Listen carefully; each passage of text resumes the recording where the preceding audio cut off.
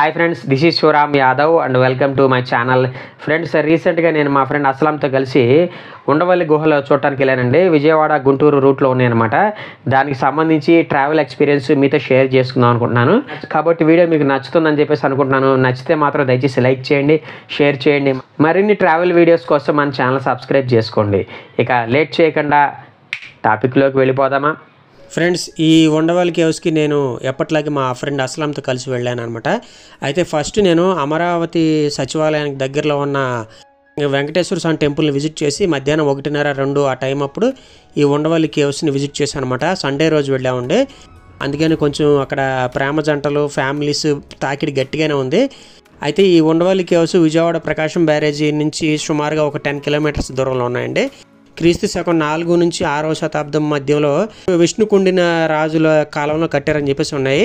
మొత్తం 4 అంతస్తులు ఉన్నాయండి. అయితే కొన్ని స్ట్రక్చర్స్ అసంపూర్తిగా కట్టకుండానే అలా వదిలేశారు. అది ఎందుకనేది నాకు కరెక్ట్గా తెలియదు. అయితే అక్కడ ఆర్కియాలజీ డిపార్ట్మెంట్ వాళ్ళ యొక్క అరేంజ్మెంట్స్ కూడా చాలా బాగున్నాయండి. కాకపోతే వెళ్ళేటటువంటి జనాలు ఆ గోడల మీద డ్యామేజెస్ చేస్తూ వాళ్ళ దగ్గర తెచ్చుకున్నటువంటి ఇనప వస్తువులతో వాళ్ళ పేరు చెక్కుతూ ఈ యొక్క ప్రాచీన సంపదని డ్యామేజ్ చేస్తున్నారు. దయచేసి మీరు మాత్రం అలా చేయకండి అండి.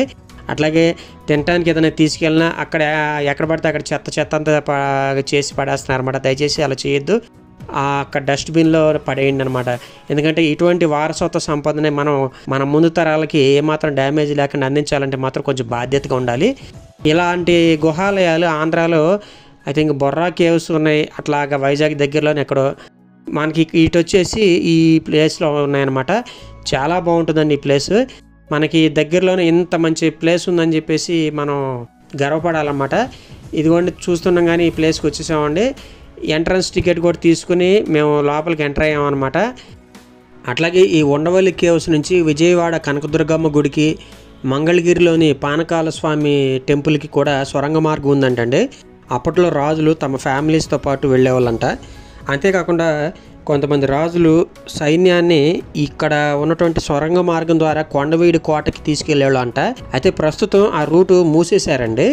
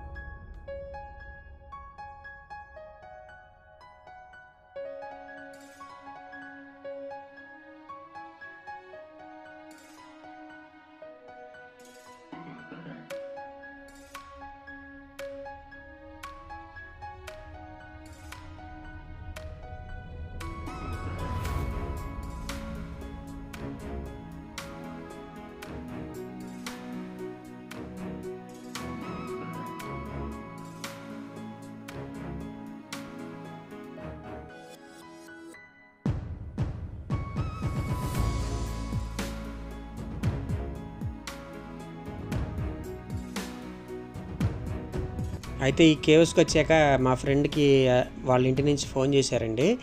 పొద్దుననగా వెళ్ళా, ఏమైపోయామని చెప్పేసి కనుక్కున్నారన్నమాట. తనేమో ఇలాగ ఇక్కడికి వచ్చానని చెప్పేసి చెప్తున్నాడు. ఎంతైనా ఇలా పట్టించుకునే పేరెంట్స్ ఉండటం అన్నది నిజంగా చాలా అదృష్టం అండి.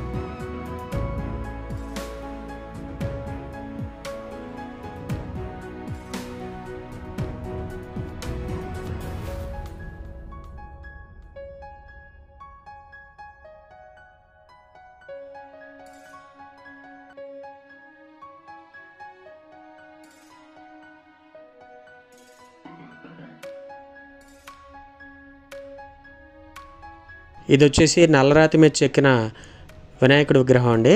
ఇట్లాంటి విగ్రహాలు ఇక్కడ చాలా ఉన్నాయండి. అయితే స్థల పురాణం ప్రకారం చూస్తే ఇక్కడ మొదట్లో బౌద్ధ సన్యాసులు ఉండేవారని తెలుస్తోంది.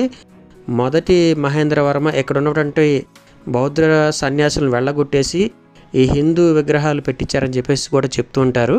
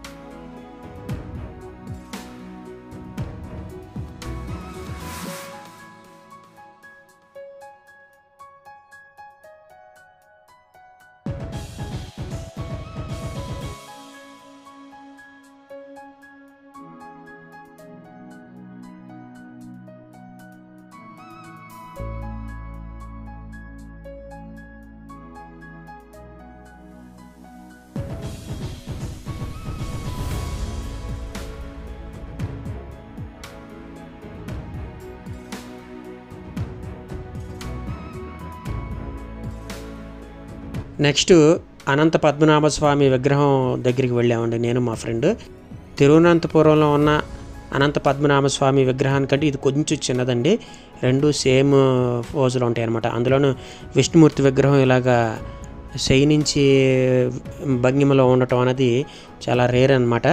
అందులోనూ ఒక రాతిని ఇలా ఇంత అందంగా చెక్కటం అనేది నిజంగా అద్భుతం అండి. నాకైతే ఇక్కడ ఈ యొక్క శిల్ప సంపద, ఈ యొక్క ఆ డిజైన్ కార్వింగ్ మాత్రం చాలా బాగా నచ్చింది. ఓవరాల్గా ఇక్కడి వాతావరణం నన్ను చాలా ఇంప్రెస్ చేసింది.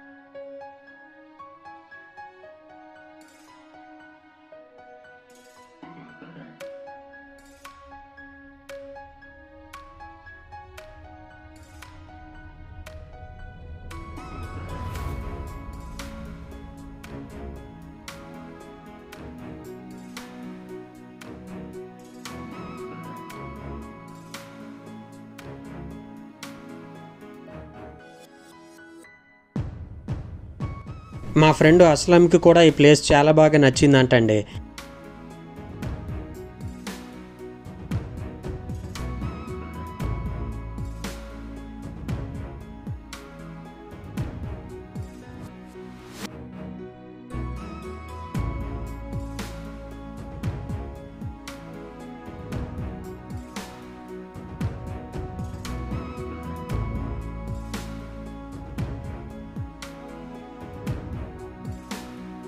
అయితే ఇక్కడి నుంచి ఇంకా కొంచెం పైకి వెళ్దామని చెప్పేసి అనుకున్నాం కానండి, అక్కడ నో ఎంట్రీ బ్యానర్ కట్టారండి. మేబీ ఆ కేవ్స్కి సొరంగ మార్గం ఉండే రూట్ ఇదేనేమో, నాకైతే కరెక్ట్గా తెలియదు. అక్కడ ఆ ప్లేస్ మాత్రం వెళ్ళే దారి క్లోజ్ చేసేసి ఉంది, వెళ్ళటానికైతే వీలు లేదని చెప్పారు.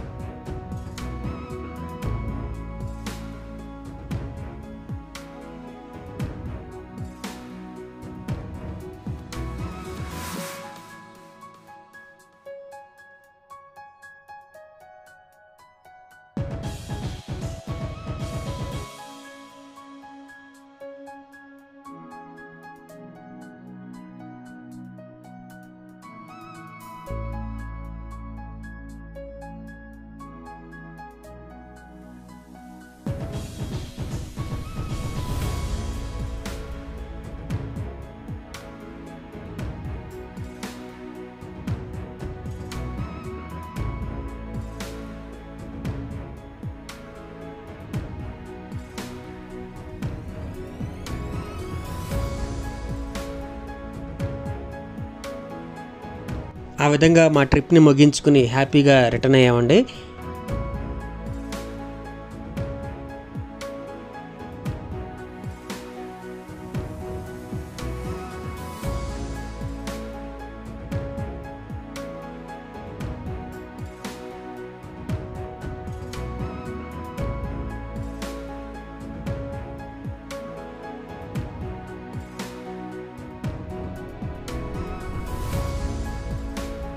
ఫ్రెండ్స్, నా ప్రజెంటేషన్ కనుక మీకు నచ్చినట్లయితే ఈ వీడియోని లైక్ చేయండి, షేర్ చేయండి. మీ ఫ్రెండ్స్ అండ్ ఫ్యామిలీ మెంబర్స్ చేత కూడా మన యూట్యూబ్ ఛానల్ కొంచెం సబ్స్క్రైబ్ చేయించండి. థ్యాంక్ యూ అండ్ జై హింద్.